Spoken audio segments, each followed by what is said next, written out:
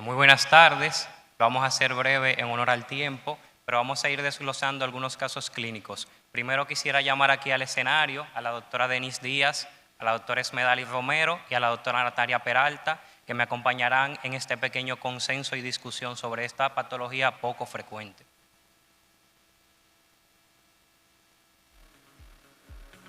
Entonces, en lo que la doctora se acomodan, les voy a ir leyendo los primeros casos clínicos. El primer caso se trata de un varón de 28 años con historia de 4 meses, refiriendo orina oscura de predominio matutino, ictericia intermitente, fatiga y disnea de esfuerzo. El mismo niega fármacos que induzcan hemólisis o infecciones recientes de ningún tipo.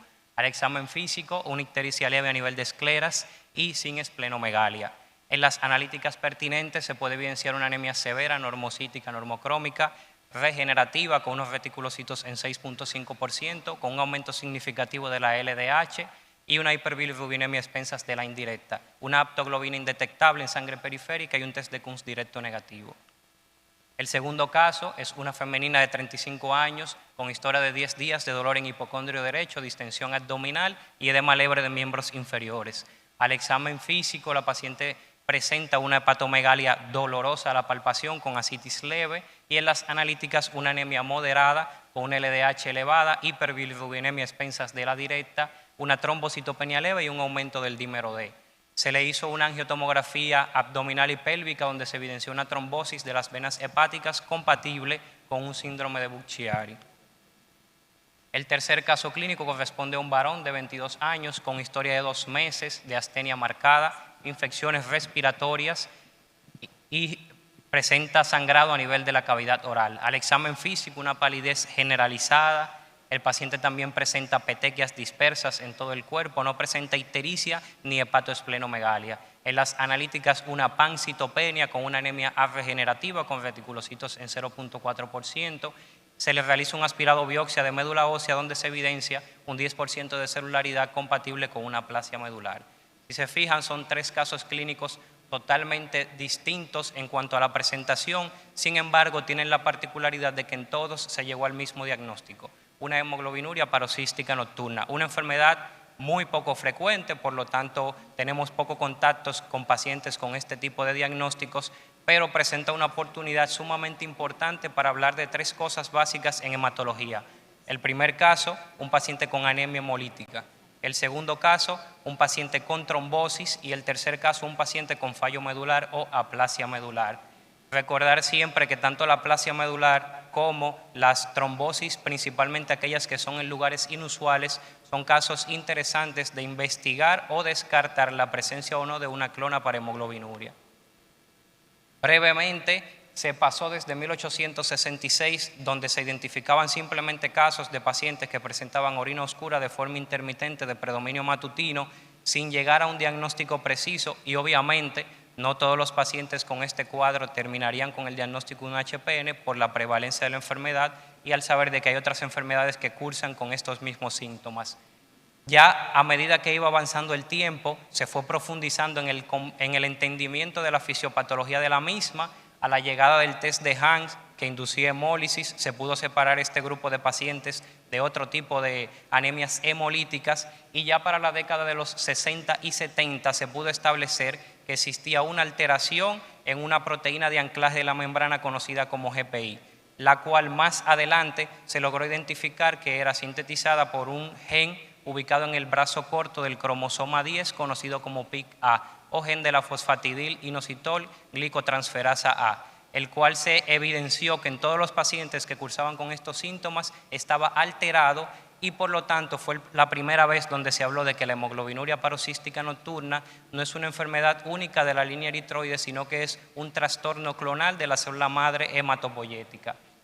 El hito más importante en la historia de la hemoglobinuria paroxística nocturna llegó en el 2007 con la aprobación del primer fármaco que va anti la cascada de complemento, específicamente a la proteína C5, lo cual dio lugar a una terapia dirigida. Antes de esto, el tratamiento era simplemente terapia de soporte. Epidemiológicamente, de lo poco que se tiene en la literatura, en el Reino Unido son casos muy poco frecuentes, de 1 a 2 casos por millón de habitantes, con un total de 10 pacientes por millón anuales. En Asia es un poquito más frecuente y se entiende que esto es porque la asociación estrecha que existe entre el HPN y la aplasia medular, y al ser la aplasia una enfermedad más frecuente en Asia, pues por lo tanto también lo será el HPN. Y por último, trayéndolo un poquito hacia Latinoamérica, de las pocas estadísticas disponibles para el área, tenemos en Brasil que aproximadamente de 4 a 5 casos por millón de pacientes anual, lo cual totalmente define que esta es una enfermedad muy rara y por lo tanto muy poco frecuente. Tiene 3 formas de ser clasificada. La primera, la HPN clásica, es el paciente del primer caso clínico, se presenta con datos evidentes de anemia hemolítica intravascular. El segundo, el HPN asociado a otra enfermedad hematológica, principalmente la aplasia medular. Se dice que un 30% de los pacientes con HPN cursarán en algún momento con una aplasia medular, ya sea antes, durante o posterior al diagnóstico. Y por último, la hemoglobinuria paroxística subclínica o de laboratorio. Son aquellos pacientes que generalmente están siendo investigados por citopenias leves y que en el screening de la enfermedad, al no llegarse a ningún diagnóstico, se le hace una citometría de flujo y se evidencia cierta clonalidad para la misma, pero generalmente son pacientes que cursan asintomáticos y por lo tanto no requieren de ningún tratamiento. Entonces, hasta este punto sabemos muy bien, según la fisiopatología, por qué se produce la hemólisis. Ahora quedan las interrogantes de por qué se puede presentar como una trombosis o cómo se puede presentar con una aplasia medular. Las manifestaciones clínicas son esas 3. Un paciente con datos evidentes de una anemia hemolítica intravascular que tenga un test de Kunz directo negativo amerita un screening para hemoglobinuria paroxística nocturna. En el segundo renglón, todo el paciente con evidencia de una hipoplasia o aplasia medular en una aspirado y biopsia de médula ósea, siempre que cumpla con los criterios más expuestos abajo, el principal de ellos, que las citopenias sean refractarias al tratamiento, ameritará una investigación para la misma. Y por último, todo paciente con trombosis, principalmente aquellas en lugares inexplicables o asociadas a evidencia de una anemia hemolítica, debe hacerse el screening para el mismo. La fisiopatología más o menos creo que ha quedado clara, pero recalcando las partes importantes, hay una alteración de un gen que se ubica en el brazo corto del cromosoma X, se conoce como PIGA, aquel produce la síntesis de una proteína de anclaje a la membrana que se conoce como GPI o glicosil fosfatidil inositol. La misma es importante ya que sirve como anclaje para 2 proteínas reguladoras del complemento que son el CD55 y el CD59, sumamente importantes para el diagnóstico de la enfermedad. Y por último, al estar ausentes, no pueden defender a las células de la amplificación no controlada del complemento y por lo tanto la presentación habitual de la hemólisis. Estas simplemente son 2 láminas para ver cómo se traduce esa fisiopatología de la enfermedad por la ausencia de estas proteínas reguladoras. Arriba tenemos un eritrocito normal en cuya superficie están anclados CD55 y CD59 y abajo tenemos un eritrocito clonal para HPN sin evidencia de CD55 o 59 en su superficie. Por lo tanto, es oxonizado por C3, marcado y posteriormente lisado por el complejo de ataque a membrana. Aquí tenemos otro caso clínico que sí vamos a detallar un poquito. Es una paciente femenina de 18 años, la cual acude por un cuadro de astenia de 1 mes de evolución, disnea progresiva y al examen físico presenta palidez de piel y mucosa. Al interrogatorio refiere una orina oscura color Coca-Cola ocasional. En las analíticas vemos una anemia severa macrocítica, una trombocitopenia leve, aumento de LDH, aptoglobina y unos reticulocitos en 3.5%. Todo esto compatible con una anemia regenerativa intravascular. Se realiza un aspirado biopsia de médula ósea, el cual se reporta hipercelular con hiperplasia de la línea eritroide y negativa para malignidad. Aquí surge la cuestionante. La paciente se le hizo el aspirado sospechando de una aplasia medular. Sin embargo, llegó una médula hipercelular. ¿Cuál sería el próximo caso? Y le preguntamos a la doctora Romero, ¿cuáles han sido los avances en el diagnóstico de la hemoglobinuria paroxística nocturna y cuál se considera actualmente el gold estándar para el diagnóstico de la misma? Buenas, casi tarde. Bueno, en nuestro país tenemos ahora la oportunidad de poder realizar a través de la industria la realización de citometría de flujo para identificar el sistema de complemento, nos hacen lactoglobina, que a veces se nos complica un poco realizarlo, y nos identifican el PIGA, o el gen, lo que nos permite a nosotros hacer un diagnóstico más claro de la hemoglobinuria paroxística nocturna. Los demás pruebas que hacemos para identificar hemólisis, pues la tenemos dentro de nuestro sistema de cobertura. Lo que se nos hacía más complejo era identificar entonces esa parte de la citometría de flujo que nos permite realizar la industria. Efectivamente, y no nos vamos a detener mucho a hablar de citometría de flujo, ya que se desglosó muy bien ayer, una prueba sumamente útil en la mayoría de las enfermedades hematológicas. Solamente recalcar que específicamente para el HPN se hace una citometría de flujo con FLAIR, que es aerolicina fluorizada, que se marca con un fluorocromo, y lo que se busca es identificar dos grupos poblacionales de células, aquellas que tienen presencia de CD55 y CD59 y aquellas que no. Por lo tanto, hay dos cosas importantes al realizar una citometría de flujo para HPN. La primera, diagnosticar obviamente la enfermedad, y la segunda, medir el porcentaje de clonalidad. Ya pasando a lo que es el tratamiento, recordemos que en el 2007 se aprobó la primera droga específica para el manejo de HPN, que mejoró muchísimo la calidad de vida y la morbimortalidad de los pacientes, y sabemos esto porque secundario a la fisiopatología que ya hemos mencionado, podemos subclasificar la cascada de coagulación en dos partes, una porción proximal, que es la que está superior, y una porción distal, que es la que está debajo. Los primeros medicamentos aprobados para este tratamiento incidían en la parte distal de la cascada de coagulación. Fíjense dónde están los inhibidores de C5, principalmente el eculizumab y el ravulizumab, que lo mencionaremos más adelante. Posteriormente, por ciertas necesidades faltantes en el tratamiento de los inhibidores de C5, surgieron otros fármacos como son los inhibidores de C3 o los inhibidores de la proteína D y B de la cascada de complemento proximal, los cuales buscaban subsanar algunas consecuencias o complicaciones del tratamiento con los inhibidores de C5. Perdón. Sabiendo esto, nos quisiéramos plantear, si la doctora Peralta nos pudiera aclarar cómo, o sea, qué ventajas han traído el desarrollo de estos fármacos, tanto los inhibidores de C5 como los de C3, en el manejo del paciente con hemoglobinuria paroxística nocturna. Buenas tardes. Buenas tardes. ¿Me escuchan?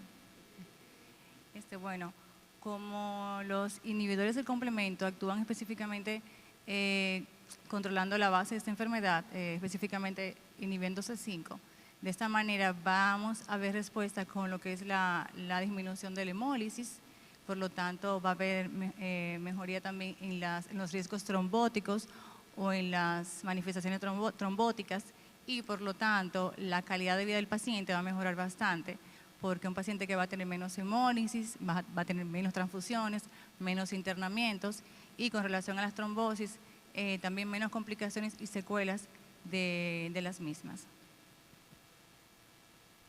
Entonces, en ese mismo tenor, recordando que el primer fármaco aprobado fue el eculizumab, existía una necesidad con los pacientes tratados con eculizumab y era las aplicaciones. Algunos pacientes no tenían una adecuada adherencia al tratamiento debido a la cantidad de aplicaciones que necesitaban, aunque realmente no eran tan frecuentes. Generalmente el tratamiento con el mismo es de una aplicación cada 2 semanas. Sin embargo, ya para el 2018 se logró aprobar el segundo fármaco que iba directamente dirigido a inhibir la cascada de complemento en la proteína C5, que fue el ravulizumab. Este se aprobó mediante 2 estudios, uno de ellos lo tenemos ahí en pantalla, ambos estudios, ensayos clínicos fase 3, demostrando no inferioridad. Sin embargo, no solamente demostraron la no inferioridad del fármaco, que era el objetivo primario, sino que demostraron que también por el mecanismo de acción que tenía, que aunque era similar, el ravulizumab es un eculizumab modificado con alteración de 4 puntos específicos de su estructura molecular. Este necesitaba ser infundido en menores cantidades, ya que su vida media era mucho más larga. Por lo tanto, tenemos 2 ventajas: una vida de eliminación media más larga y, por lo tanto, intervalos de dosificación más amplios. Pasamos de aplicarle al paciente una inyección cada 2 semanas a aplicársela cada 8 semanas, eso aumentando muchísimo la adherencia del tratamiento. Entonces, aquí tenemos otro caso clínico muy interesante. Es un paciente masculino de 25 años de edad que acude por un cuadro de astenia de 2 meses de evolución. acompañado de cefalea, dolor muscular y dolor abdominal difuso. En las principales analíticas realizadas podemos evidenciar ahí que el mismo cursaba con una pancitopenia, con una aptoglobina menor de 10, unos reticulocitos normales y una LDH ligeramente aumentada. El paciente se le realiza un aspirado y biopsia de médula ósea, donde se reporta un 10% de celularidad compatible con una aplasia medular, y como ya vimos, generalmente todos los pacientes diagnosticados con aplasia medular, y más si tienen datos de hemólisis, aquí hay una aptoglobina menor de 10, debe hacerse el screening para hemoglobinuria paroxística nocturna. Se les realiza la citometría de flujo con el FLAIR, donde se evidencia pérdida de la expresión de dos proteínas relacionadas con el GPI, específicamente en neutrófilos con un 40.5% y en monocitos con un 40%. Nos surge la duda con este paciente. Tiene la clínica de una aplasia medular porque está cursando con una pancitopenia. Sin embargo, tiene una clona significativa para HPN. Entonces, le preguntamos a la doctora Díaz, cuando vamos a manejar este paciente, ¿cómo debo de manejarlo? ¿Como una aplasia medular o como una hemoglobinuria paroxística nocturna? Como bien mencionaste, ambas patologías se relacionan y lo que se recomienda es que se trate la que domina. Como bien explicaste al inicio de los 3 casos clínicos, podemos tener aplasia, aquellas que vayan de acuerdo también con un porcentaje de HPN, que si el predominio es aplasia, lo recomendable es la timoglobulina o el ATG junto con inmunosupresores. Ahora, si el predominio es a eventos trombóticos, se recomienda los inhibidores del complemento, como bien mencionaste, con soporte, anticoagulantes, transfusiones, o en estos casos que sabemos que el trombopac, uno de ellos, que te puede dar eventos trombóticos y que tienen trombocitopenia, no recomendarlo en la parte del soporte. Pero si el favor es a la enfermedad que domina, en este caso, un ejemplo, anemia plástica, utilizar los inmunosupresores, el ATG como la timoglobulina, y si persiste el cuadro trombótico, pues utilizar lo que son los inhibidores, ya sea eculizumab o ravulizumab. Sí, de hecho incluso la literatura menciona, aunque como sabemos que toda la literatura de HPN es muy pequeña por la cantidad de pacientes que tenemos, aquellos pacientes que cursan con una aplasia medular y con un porcentaje de clonalidad de HPN significativo, generalmente es un factor beneficioso en cuanto al tratamiento inmunosupresor, o sea que a los pacientes como este de aquí les suele ir mejor con la terapia inmunosupresora para la aplasia medular. Entonces, tenemos una duda, y generalmente esta duda nos las planteamos en todas las enfermedades hematológicas donde en algún momento se desarrolla una terapia dirigida contra el defecto que está. Entonces, ¿cuál sería el rol, ya teniendo medicamentos que inhiben la cascada de complemento, del trasplante de médula ósea en los pacientes con hemoglobinuria paroxística nocturna? Doctora Peralta, por favor. Puesto con el trasplante de médula ósea, como vamos a obtener una hematopoiesis adecuada sin la mutación del gen PICA, ¿qué pasará? Pues que este paciente se va a beneficiar de una hematopoiesis adecuada, como ya mencioné,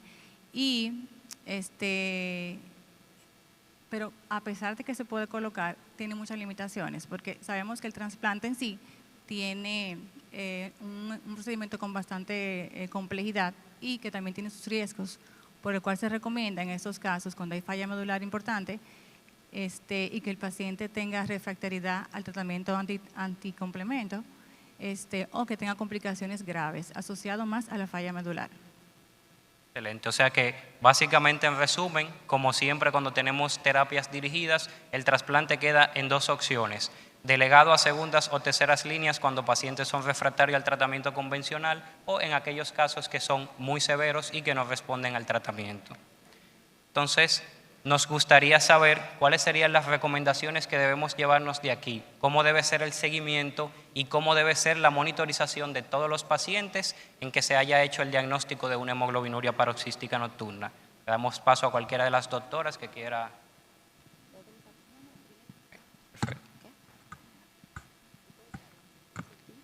Puesto, bueno, para concluir esa parte, es importantísimo el seguimiento de esos pacientes luego del diagnóstico, porque como sabemos es una enfermedad crónica, evolutiva. Es importante enfocarnos en las complicaciones. Cuando el paciente está en seguimiento, tenemos que vigilar los signos y síntomas asociados a las complicaciones. Siempre es importante hacerlo en la biometría hemática, pruebas de hemólisis para ver cómo están la hemólisis está activa, qué tan activa está. La función renal es importante porque por la misma hemólisis podemos tener una afectación importante renal y por la activación del complemento. También si sospechamos de algún trombo, pues hacer estudios que le den el soporte o que nos confirmen el diagnóstico. Y también es importantísimo, luego del diagnóstico, hacerle cuantificación de la clona por lo menos anual, porque así como la clona puede permanecer, puede aumentar, así mismo puede disminuir o desaparecer. Esto se llama como una respuesta inmunitaria o puede mejorar o desaparecer después del trasplante. O sea, como que es importante la cuantificación anual de la clona. Excelente. O sea que básicamente en resumen era algo que desconocía antes de la presentación. La citometría de flujo en el paciente con HPN no es solamente diagnóstica, sino también es una prueba de seguimiento, porque la clona que presenta un paciente con HPN pueden pasar tres cosas: o se mantiene igual, o aumenta o disminuye, y conocer el porcentaje de clonalidad va a cambiar la terapéutica que vamos a hacer con estos pacientes.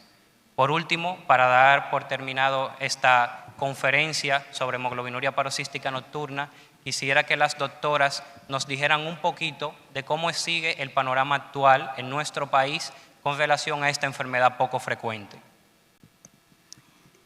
Bueno, queremos contarle un poco de lo que hemos estado haciendo en los últimos 2 meses.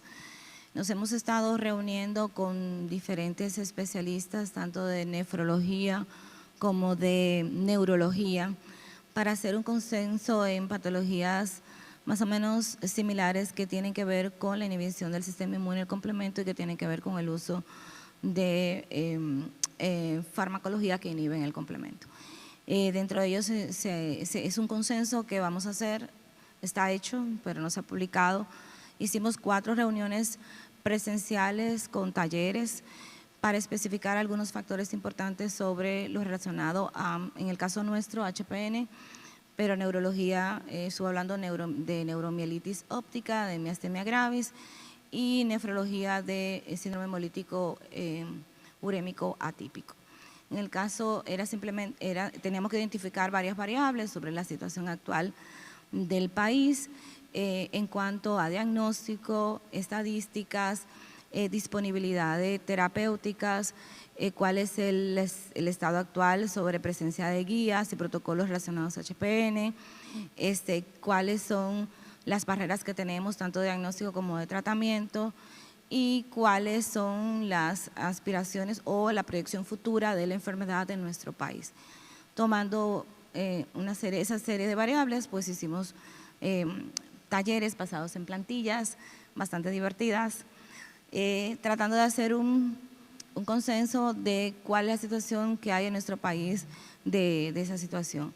Junto con nosotras participó la doctora Shepard en la parte también pediátrica, para hacer dicho consenso, que estará publicado y lo verán los resultados posteriormente. Las doctoras les explicarán un poco de qué hablamos ahí. La unión surge en realidad que aunque HPN es una enfermedad rara, como empezó diciendo Cedeño, se necesita, y como todo lo que nos han pedido es protocolos o estandarizar algo. Y como enfermedad rara no tenemos una alta incidencia, y aunque los fármacos que sabemos que se deben de utilizar en el país no tenemos forma de gestionar, pues nos reunimos la parte de pediatría, porque mayoría de esas patologías, incluso del Robert Reed, nos han pasado al Gautier, algunas pacientes que desde el diagnóstico de 10 o 12 o 14 años han pasado ya adultos. Tenemos algunos pacientes que están en observación porque no tenemos forma de dar el tratamiento. Entonces, el consenso nos lleva a, con las otras patologías en neurología y nefrología que son atípicas, a poder llevar algo que nos haga a futuro poder protocolizar, ya sea lo como comentó Romero, empezar a pensar en la patología y poder, ya que tenemos el medio con la industria de solicitarle las muestras, de poder pensar y diagnosticar a tiempo, aunque sea una aplasia, que sea un HPN, y monitorizar, como bien dijo Natalia, los porcentajes para que si en algún momento amerita tratamiento, pues poder utilizarlo y solicitarlos. Efectivamente, el eculizumab tiene ya 17, 18 años aprobado. El ravulizumab tiene ya casi 7. O sea, que tenemos la certeza de que pronto en el país podamos pasar de hacer una terapia de soporte a hacer una terapia dirigida. Muchas gracias a la doctora por acompañarme. Gracias por su atención.